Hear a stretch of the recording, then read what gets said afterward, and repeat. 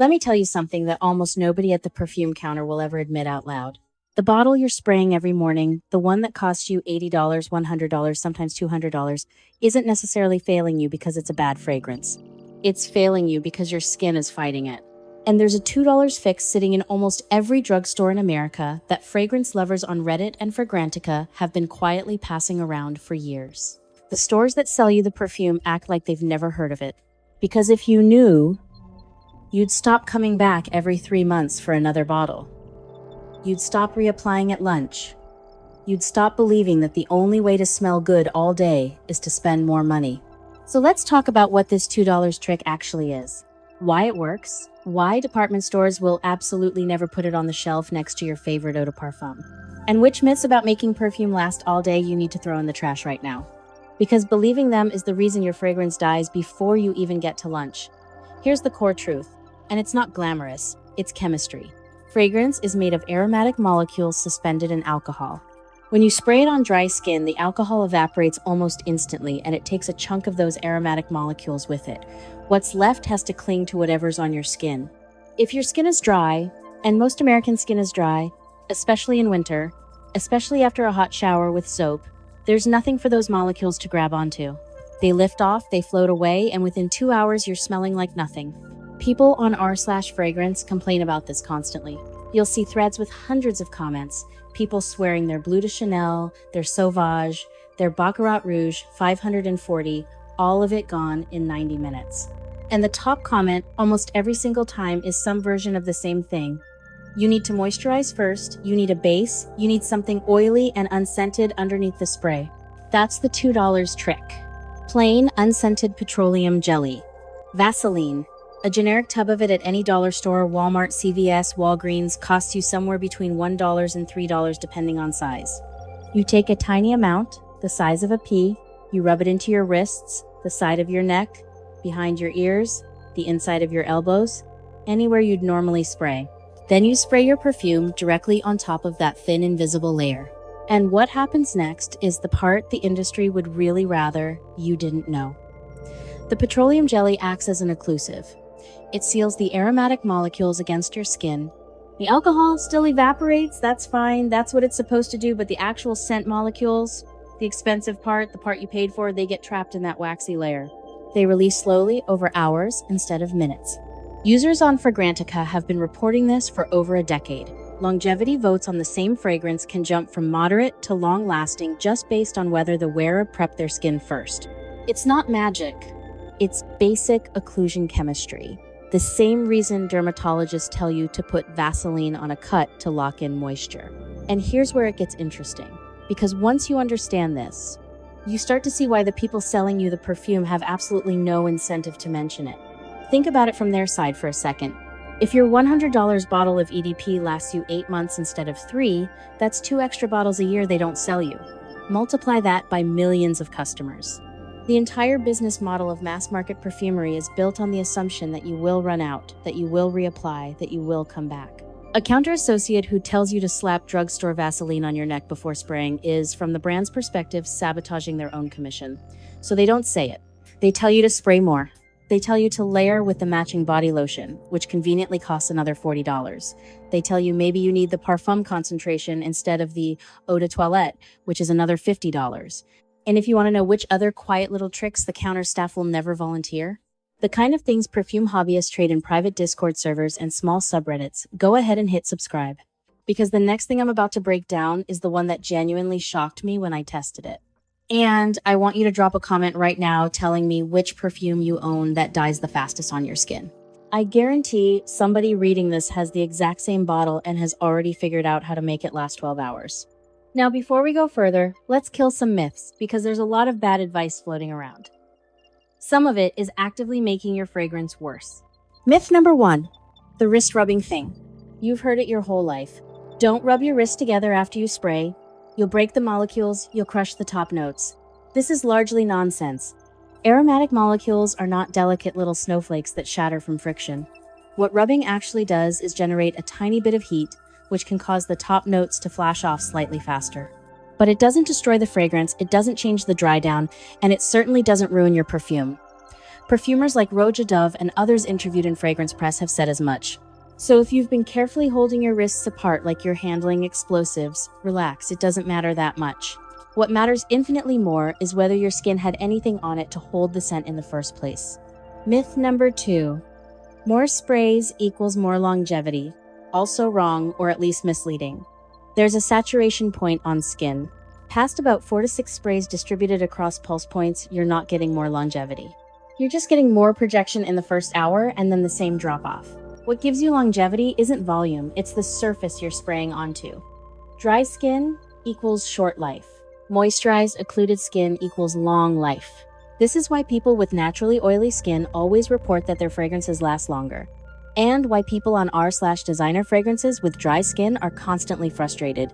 It's not the perfume, it's the canvas. Myth number 3. Spraying on your clothes makes it last all day. Partially true with a huge catch.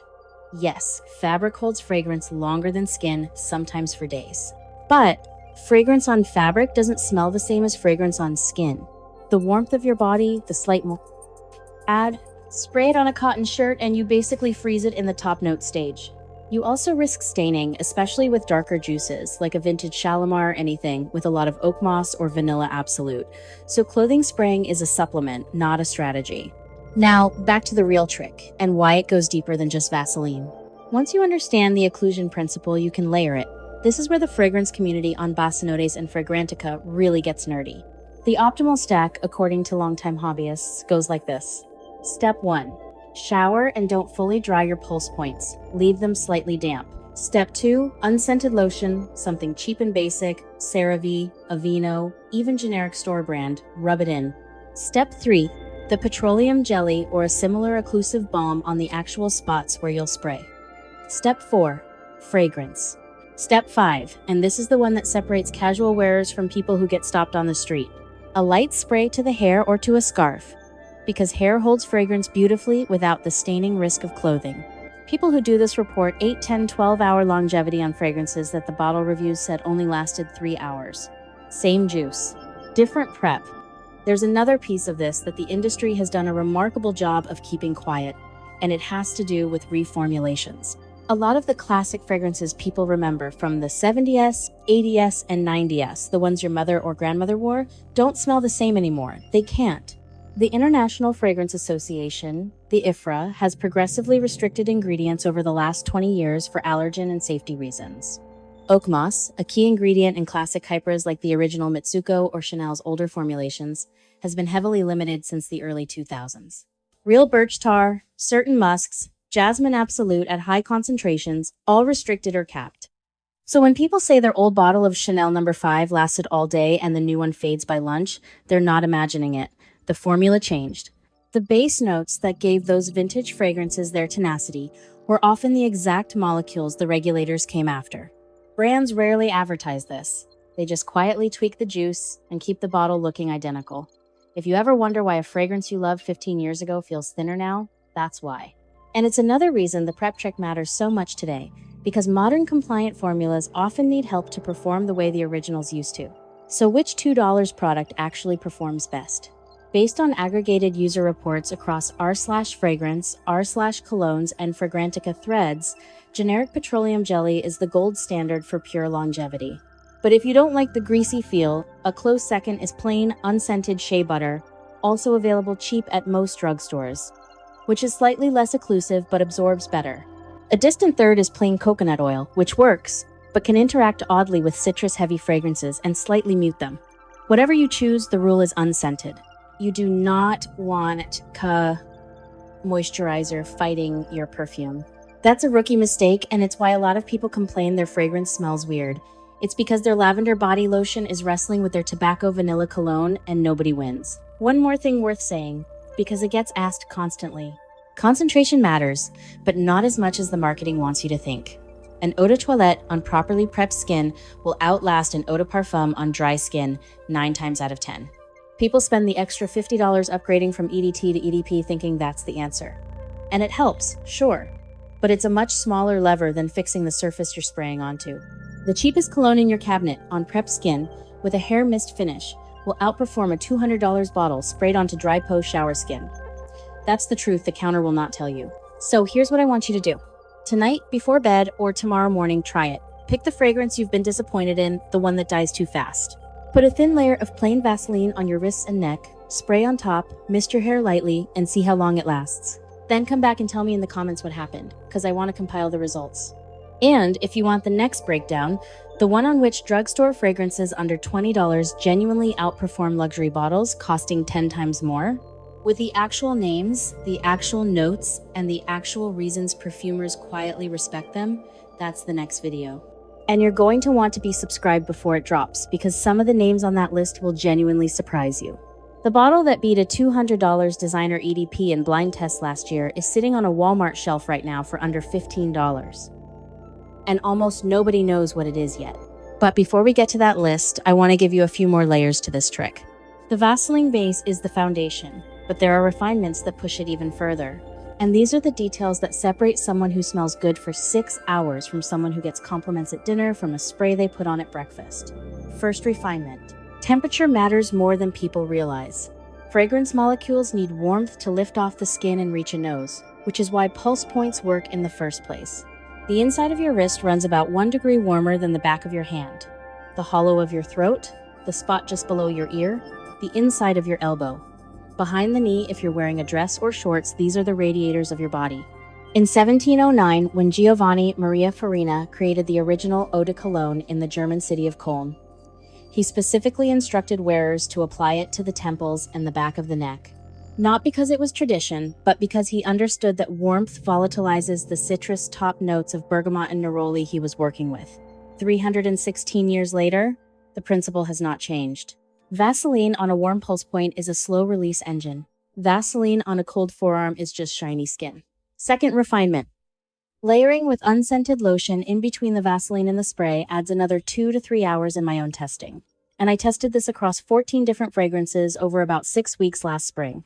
The order goes Vaseline first, thin layer, then a pea-sized amount of unscented Cetaphil or CeraVe, rubbed in over the top, then the spray. The lotion gives the alcohol something to grip, while the Vaseline underneath holds the oils. It's a sandwich, and the fragrance is the filling. Total cost of adding the lotion step. Maybe 4 cents per application if you buy the big tub. Third refinement, and this one matters if you live somewhere dry. Humidity in the air around you affects how a fragrance projects. In a desert climate, in winter heating, in an airplane cabin where humidity drops to about 10%. Fragrance evaporates and dissipates almost twice as fast as it does in a humid room at 60%. You cannot control the weather, but you can control your immediate microclimate by drinking enough water that your skin itself is hydrated from the inside.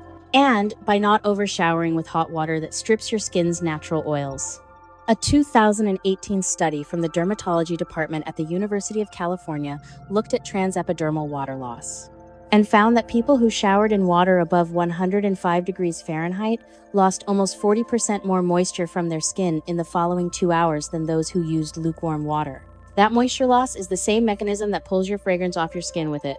Now, the counter argument I hear most often is that Vaseline feels greasy, or that it might stain clothes, or that it could break out sensitive skin. Fair concerns, all of them. On the greasy point, you are using a layer so thin it should be almost invisible within 30 seconds of application. If you can see it shining, you use too much.